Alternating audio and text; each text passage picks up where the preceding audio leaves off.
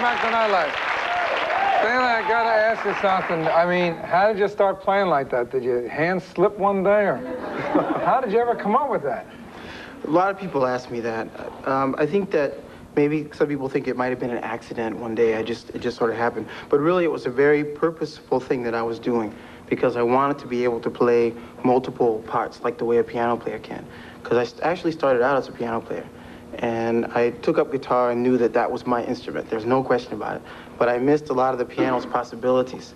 So I figured if there's a way, I'm going to find it, because this is very, very important that I get these sounds I hear in my head out on my guitar. Well, it's a good thing to start out with drums. I beat my guitar. But I mean, is that a special guitar? Can you do that with any guitar to play? Because it looks like you're playing a piano. Well, it's a lot easier with electric guitars because it's not as loud as picking or strumming.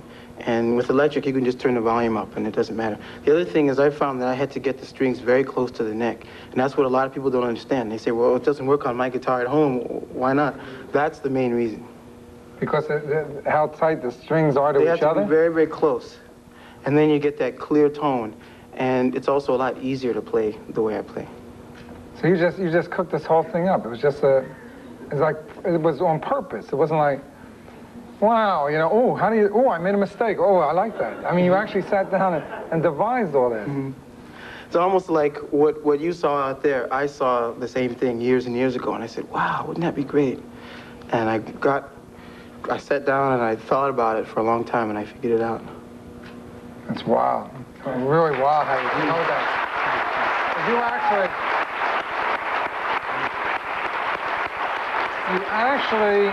You started, you know, your album's gone to the top now, but you started out as a street player selling your albums on the street, didn't you?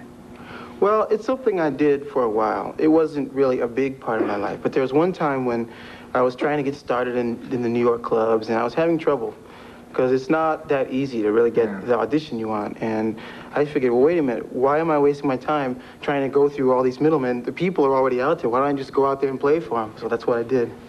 It's like you're like an inventor and Jewish. You know, you came with that, and you're selling your own albums. Cut out the middleman. Cut out the middleman. You're a combination of the two. Now, your album, why did you select, and it went once, so obviously you did a smart thing, but why did you select standards? Now, usually when you think of, if you go back and you think jazz, people do the 30s and the 40s and the swing and the bop and all that kind of era. Why did you take the standards you did to put on the album? Well, playing standards has always been an important thing for an instrumentalist to do. It's an important test, and it's also just another way of expressing yourself through somebody else's song. And when I thought about this, I realized that most of the people in the past have done older standards from the 40s, 30s, and before. But really, those songs are not quite as meaningful to me as the ones that I heard as a youth growing up. So I figured, well, if I do those songs, it's really not that different from someone a generation before doing their songs. So you picked the 60s, right? A great idea. Well, I want to wish you the best, and Harry, I want to wish you the best, and thanks a lot, both of you, for coming here. And good night from Nightlife.